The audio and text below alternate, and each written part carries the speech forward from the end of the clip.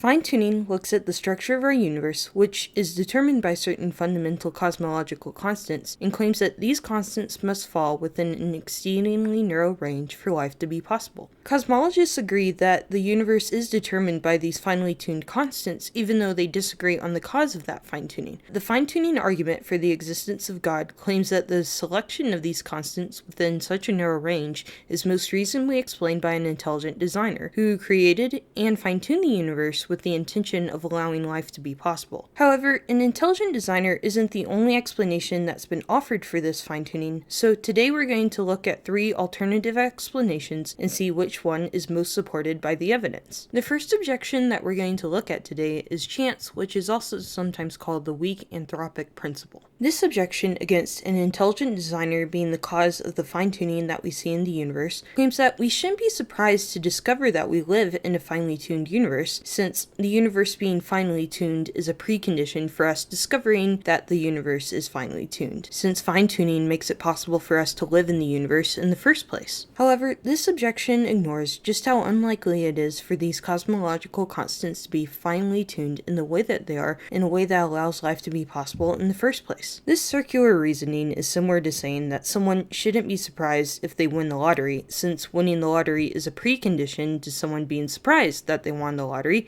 which doesn't make a lot of sense. I know personally I would be very surprised if I won the lottery, especially because I don't play the lottery. Speaking of winning the lottery, Sir Roger Penrose from Oxford University calculated that the chances of us randomly having the initial life-permitting fine-tuned conditions of our universe to be 1 in the power of 10 to the power of 10 to the power of 123. We have somewhere around 10 to the power of 80 number of particles in our universe, so the chances of us having the initial life-permitting conditions of our universe are the same as if we picked one particle out of 10 billion universes our size and marked it, and then walked around and tried to randomly pick that one particle. That shows just how unlikely it is for us to randomly have the initial life-permitting, finely tuned constants necessary for our universe to exist, which shows that random chance, or the weak anthropic principle, doesn't adequately account for these chances. So random chance is not a sufficient explanation of the fine-tuning of our universe. Some people argue that a better explanation for the fine-tuning of our universe is the multiverse theory. Similar to the multiverse depicted in superhero TV shows, the idea in this theory is that there may be many other universes that have been generated and exist outside of our own universe, which increases the probability that one of these universes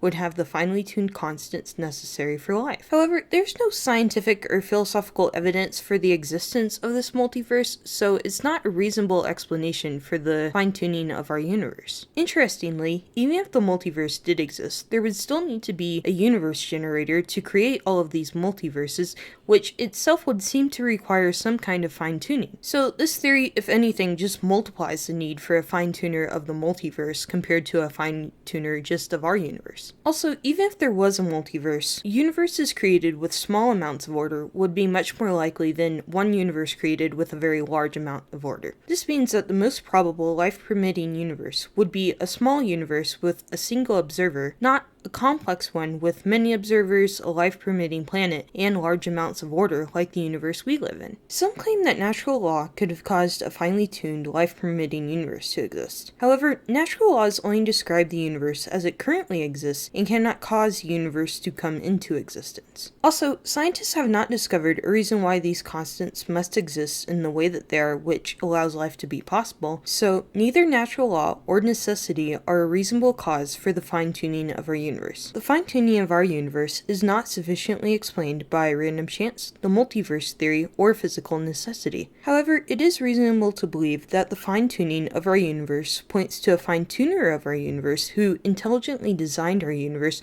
with the intention of allowing life to be possible. Please like and subscribe for more videos that share God's love through apologetics, and remember, Jesus loves you.